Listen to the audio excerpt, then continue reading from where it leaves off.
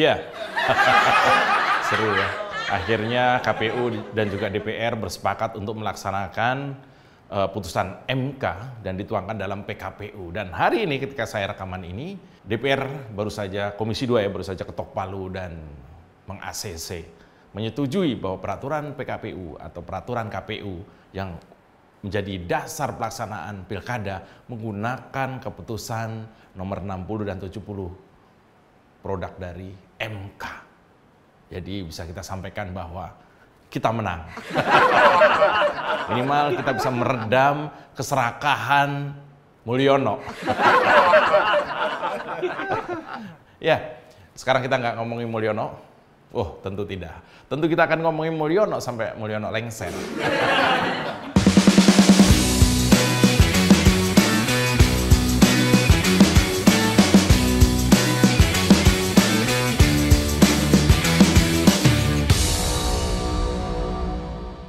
Sekarang kita ngomongin soal nasib Jakarta. Setelah kemudian pilkada diselenggarakan dengan membuka ruang seluas-luasnya bagi partai minimal mendapatkan suara 7,5% untuk bisa mencalonkan kandidatnya, maka bagaimana dengan nasib Jakarta ini? Akan dipimpin oleh Anies, Ahok, atau Ridwan Kamil? Nah, saya ada cerita. Cerita ini bermula ketika Ahok sedang menjadi gubernur di Jakarta menggantikan Jokowi dan diwakili oleh Pak Jarod. Saat itu tahun 2016-2017, Ahok ingin mencalonkan menjadi calon gubernur yang kembali akan berlaga dan ditemani oleh Pak Jarod. Nah, karena waktu itu situasinya kita masih dalam pengaruh kekuasaan Mulyono, maka kemudian Ahok dengan sopan santun dalam dunia politik dilaksanakan, yaitu meminta izin kepada presiden yang mana adalah sahabatnya waktu itu, yaitu Jokowi, ke Istana Bogor. Ini cerita ini saya dapat dari Pak Ahok. Nah, ketika sampai di Istana Bogor, apa yang terjadi? Ketika Ahok yang ditemani oleh Pak Jarod dan juga oleh Pak Prasetyo Edy, Ketua DPRD, itu menyampaikan keinginannya untuk maju menjadi calon gubernur kembali di Jakarta, ternyata tidak diberi izin oleh Jokowi. Alasannya adalah kalau sampai Ahok jadi gubernur di Jakarta, maka Jokowi akan kesulitan ketika memasuki periode kedua. Artinya bisa saja kemudian akan ada matahari kembar, akan ada saingan. Sehingga disitulah Jokowi meredam keinginan Ahok untuk maju ke Pilgub Jakarta. Nah, singkat cerita, Ahok kecewa dengan wajah menahan amarah karena temannya sendiri ternyata nggak dukung. Maka Ahok pulang ke Jakarta dan menghadap ke Bu Megawati. Ketika menghadap itulah Ahok menyampaikan keinginannya untuk maju ke Pilgub, ternyata diganjal sendiri oleh temannya yang bernama Jokowi yang sekarang jadi presiden itu waktu itu. Dan ternyata apa yang disampaikan Bu Mega? Pak Ahok, saya akan mendukung Pak Ahok, maju terus. Disinilah sejarah dimulai. Dan konon kabarnya, karena kenekatan Ahok ini untuk maju itulah, dia diganjal dengan persoalan hukum sebagai seorang penista agama. Dan siapa di balik ini semua? Dan menurut keterangan Ahok yang sudah disampaikan di podcast, bahwa yang mengganjal Ahok sehingga sampai kemudian masuk ke penjara adalah temannya sendiri yang waktu itu jadi presiden. Sadis ya. Nah, atas dasar itulah kemudian Ahok mendekam 2 tahun tanpa dipotong remisi ya di Makobrimob. Lalu ketika keluar, apakah Ahok kemudian masuk ke PSI? Tidak. Ahok masuk ke PDI Perjuangan. Ahok tahu caranya berterima kasih ketika dia saat itu dibela habis-habisan oleh PDI Perjuangan. Dan hanya PDI Perjuangan yang membela Ahok waktu itu, partai. Karena semuanya disingkirkan. Dari sini kita tahu ya, dari kejadian kemarin ketika terjadi rencana revisi undang-undang pilkada dengan kecepatan kilat itu, kita tahu waktu itu sebelum didemo oleh mahasiswa, oleh kita semua, sebenarnya apa maksudnya? Tidak lain adalah untuk mengganjal seseorang agar tidak bisa maju menjadi gubernur di Jakarta. Siapa orang itu? Kalau dulu cerita yang di depan tadi saya sampaikan adalah Ahok, kalau kemarin adalah Anies. Kenapa begitu? Sama. Jokowi tidak ingin 2029 nanti ada yang lebih moncer daripada anaknya.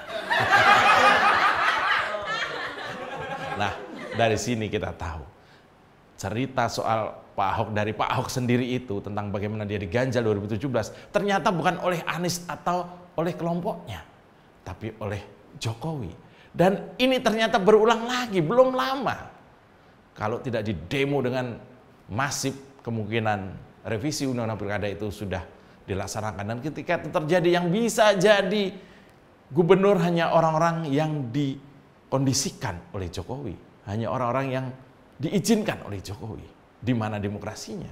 Dari sini kita tahu bahwa ternyata Ahok menjadi apa sekarang ini, kemudian juga Anies menjadi apa sekarang ini, dipersepsikan oleh masing-masing hatersnya, itu semua adalah karena pola tingkah Mulyono.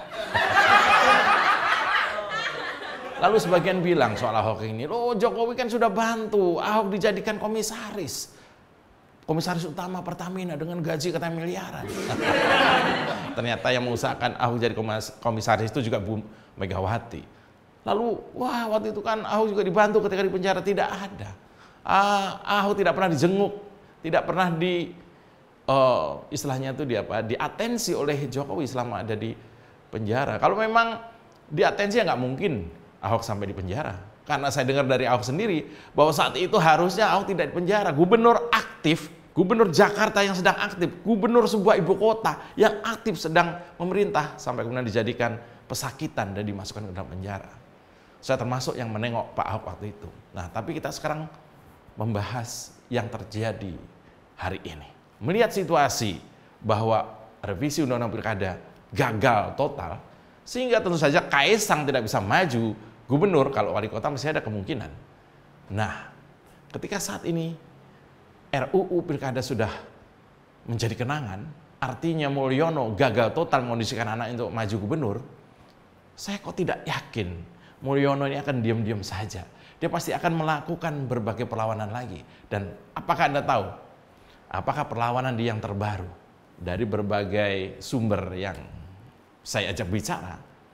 Mereka menyampaikan bahwa perlawanan Mulyono hari ini adalah bagaimana memenangkan Ridwan Kamil di Jakarta.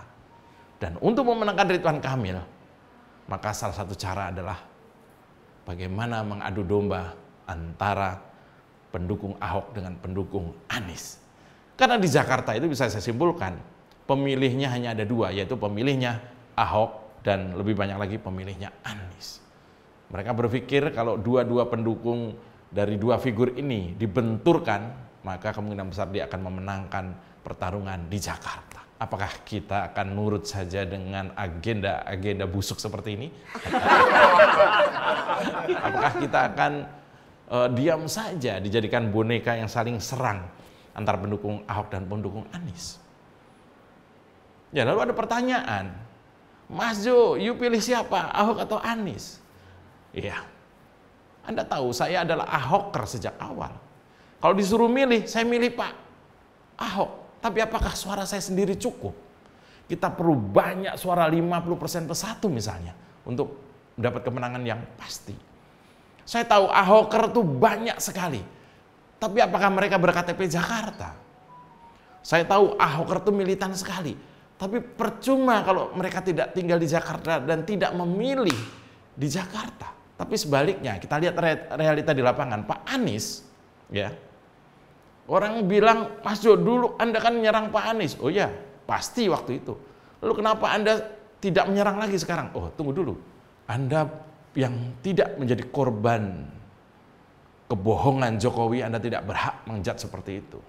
Kesalahan Anies tidak sebanyak kesalahan Mulyono. Dengan kata lain, akibat kerusakan yang ditimbulkan oleh Mulyono ini, maka kesalahan Anies jadi kelihatan kecil sekali. Kalau kemudian misalnya PDI Perjuangan mencalonkan Anies Baswedan dengan pasangannya misalnya antara Rano Karno atau yang lain, maka saya yakin barisan Ahoker yang ada di Jakarta yang berKTP Jakarta akan satu barisan dengan PDI Perjuangan. Saat ini tujuan kita adalah mengalahkan arogansi kekuasaan. Saat ini tujuan kita adalah mengalahkan siapapun yang menjadi titipan Mulyono, si Raja Jawa palsu itu. Saat ini yang bisa kita lakukan adalah memenangkan tokoh yang didukung oleh partai nasionalis yang sudah terbukti berada walaupun sendirian melawan arogansi kekuasaan. Tentu terserah Anda. Saya berKTP Jakarta, Anda berKTP Jakarta, silahkan memilih figur yang sudah jelas-jelas di-endorse oleh kekuasaan yang dari kemarin sudah membabi buta dilawan oleh rakyat, atau memilih seseorang yang bisa kita jadikan simbol perlawanan bahwa arogansi kekuasaan di Jakarta banyak yang melawan. Jadi Anies atau Ahok, terserah Anda. Kalau saya, siapapun yang dukung PDI, saya harus berada di barisan mereka. Saya Mas Jopre, aman kan?